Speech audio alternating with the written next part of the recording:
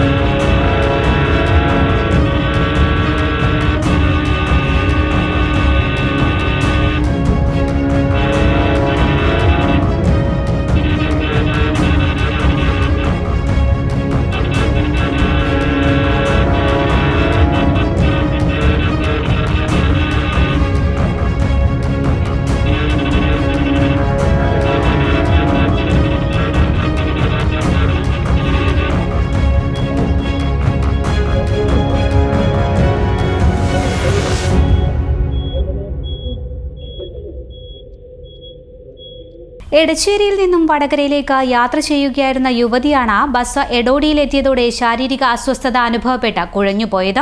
ഇത് ശ്രദ്ധയിൽപ്പെട്ട ഉടൻ തന്നെ ബസ് വേഗത്തിൽ പുതിയ ബസ് സ്റ്റാൻഡ് പരിസരത്തേക്ക് എത്തുകയും സ്റ്റാൻഡിന് പുറത്ത് മറ്റ് യാത്രക്കാരെ ഇറക്കുകയും ആശുപത്രിയിലേക്ക് കുതിക്കുകയുമായിരുന്നു.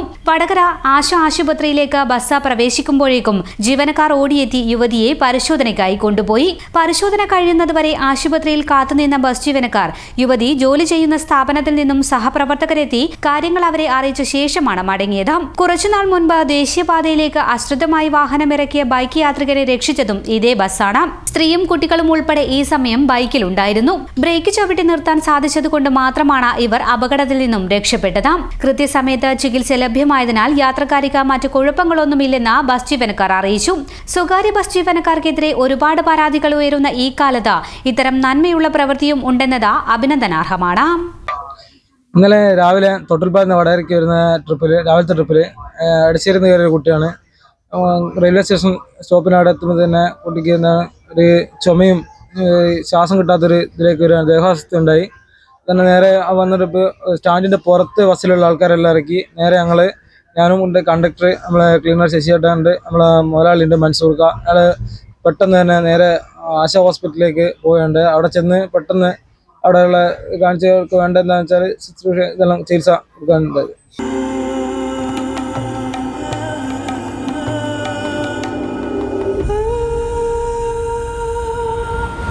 ചരിത്ര Vivah bridal collections by Shobhika Weddings.